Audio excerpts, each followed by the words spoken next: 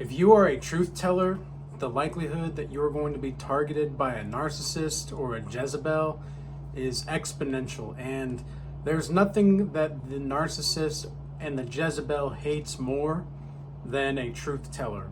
The reason being is because speaking the truth will automatically reveal their lies, who they are. It'll expose them, right? And some of these kinds of narcissists and Jezebels specifically, they don't want to be exposed. Why would they want to be exposed? Because they need to be everybody's center of attention. They need to be number one for everybody. And if they're not, then that's when they start to get a little bit more defensive. And if you have any of these kinds of people in your life, specifically the Jezebels, and remember what a Jezebel is, the Jezel to the bezels, they are absolutely self-obsessed, sex-crazed, demonic entities that possess people sometimes. And I do genuinely think that men can have the Jezebel spirit as well, but men more have the Ahab spirit, which is what and who Jezebel was able to manipulate into giving her all of his stuff in the Bible. That's the most simplest way to think about it. So this is a biblical reference, of course. And you got to be careful out there with these narcissist guys. They are on the hunt for your spiritual blood, and they are on the hunt for seeing your destruction, especially if you're a godly man speaking the truth. They don't want to see that happen. They don't want to see you rise above. And if you challenge them, or if you come across as better than them in some way, shape, or form, they're automatically going to see you as a target. And it's got to be very, you've got to walk a very fine line when you're going into these kinds of situations, because you don't want to be weak to the point to where you don't stand up for yourself, but you don't want to be overtly aggressive to the point because you're not going to beat these people at their game. You're just not. Especially if you're somebody that has morals, that has ethics. These people are soulless, okay? They don't have souls. They want to take your life force away so that they can see your failure and your fall. They want you off of your feet. That's what they want. They don't hope for you to grow in any way, shape, or form. They want themselves to grow at the expense of your soul. And they're not even growing. It's just their image that is growing.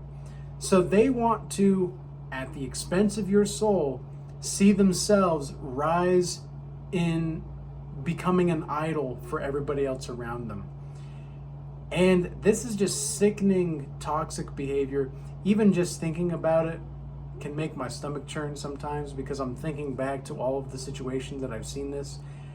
And even to this day, I'm around much better people, but man, it is just still insane to see the level of capriciousness and the level of malignant, narcissistic-like qualities that are possessing these people, because they do not have any ounce of empathy whatsoever. They cannot see outside of themselves. They cannot. It's impossible for them. And so these people are going to have anybody else's happiness as an afterthought. And if you're somebody that's caught in a relationship with a Jezebel, or you are involved with a Jezebel spirit, sometimes the best thing to do is to completely cut off contact, and sometimes it's to go out quietly.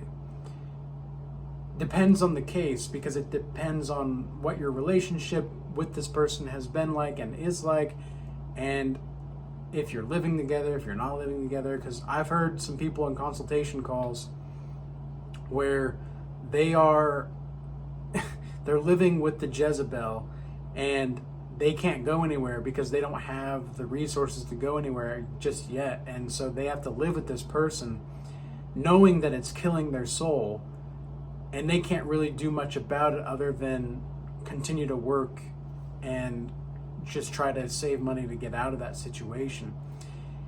And if that's you, something like that is something that you're going through, then I pray for you now. In the name of Jesus Christ, I pray for you, because that is not a fun place to be, and you're going to need Jesus in order to get out of there, man.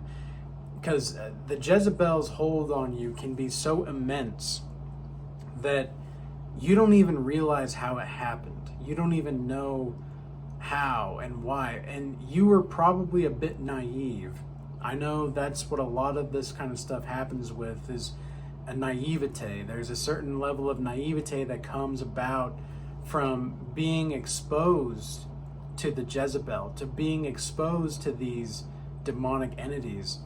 You think that there's a little bit more of a connection there than there really is. And what that connection really is just a trauma bond.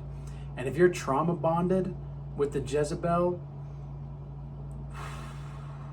the best thing that you can do is cut off contact, but it's going to be difficult because it can feel like you're not getting a dopamine hit if you're not around this person, because you've been so trauma bonded to the point to where you feel like you need them in order to survive. And they want you in that position. They don't want you in the position to where you can be independent. They want you reliant on them, and they use their sexuality more often than not to get that. And that's why it's so important as a man to overcome and to control your lust. Because once you are able to control your lust, you begin to see that most of these people that are out here are either possessed by the Ahab spirit, which means that they're basically like simps. They're basically like simps, right? And then you have the people that are possessed by the Jezebel spirit, and those are most women nowadays. And it's hard to watch sometimes to see this kind of stuff happen, because they need everybody's attention in order to feel like they're alive, right? And so you're never going to be enough for the Jezebel, and that's just a harsh reality that you're going to have to accept. And it's not necessarily a fun thing to see that, but holy cow, if you're a truth seeker and you're a bit naive, that's a concoction for attracting a Jezebel. And let me tell you, it's not going to be pretty to get out of. It's not going to be a fun time to get out of. You're going to have to work tirelessly and relentlessly to get out of that relationship. And you don't necessarily need to be on the offensive. I don't recommend that. Again, I don't necessarily recommend being on the offensive with the Jezebel, because if you are on the offensive with the Jezebel, she's going to go on the offensive. And women are generally more emotionally manipulative, whereas men can be more physically violent. And emotional manipulation, there's been studies that have been done that it is just as traumatic as physical violence or physical confrontations.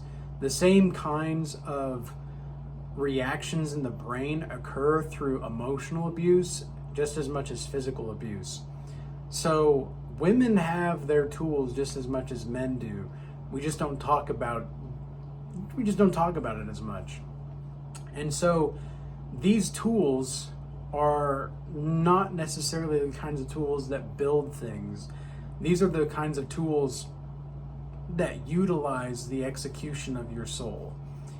And that's exactly what they're there to do. They are there to kill, seek, and destroy, right? Or kill, steal, and destroy. That's the three terms. Kill, steal, and destroy. That's all that they're there to do.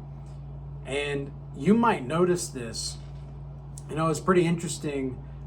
I noticed there was a time when I was working at a job where as soon as this lady came in to start working, I began to notice, and she was a new manager at the time. This was a while ago, but she was a new manager at the time, and as soon as she came in to start working, I began to notice that things just started to seem way more chaotic. Just way more chaotic. And I even had at one point, when she walked into the room, I had a vision.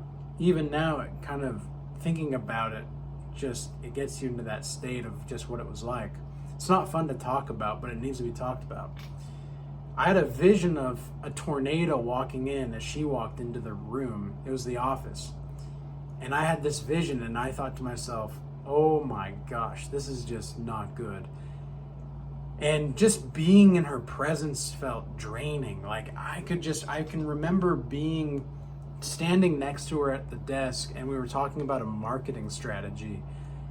And I remember just feeling so drained being in her presence. And I was like, man, this must be how she feels 24/7.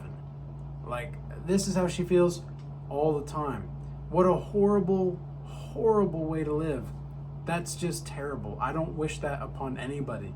And yet, there are people that have chosen certain paths that is going to contribute to them living like that.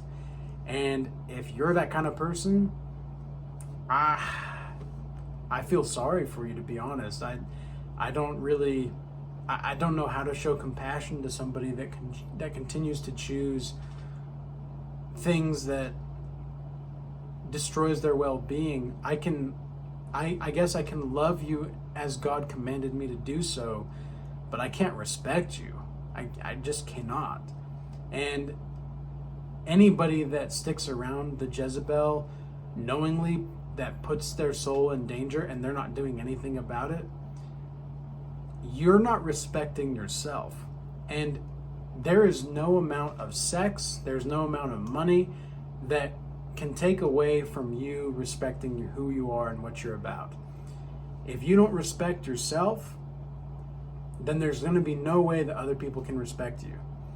And there are going to be times where you're going to have to make decisions that you might have to be alone for a while. You might have to try to pick yourself up in certain ways for a while and be emotionally just there with yourself to heal and to prosper on your own. And if you don't do that, then it's going to hinder your probability for well-being down the line. So with all that being said, I hope this message was useful and insightful. And until next time, peace be with you.